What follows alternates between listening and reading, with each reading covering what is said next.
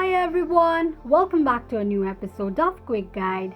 Today in this video, I'm going to show you how you can download anime in Crunchyroll application. Keep watching the video till the end.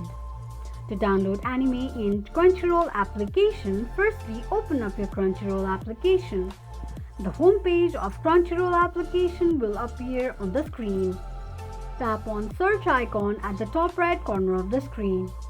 Search for any anime you want to download. The search results will be displayed on the screen. Tap on it and click on Start Watching option. Now to download an anime, click on Download icon. It will start the downloading process in no time.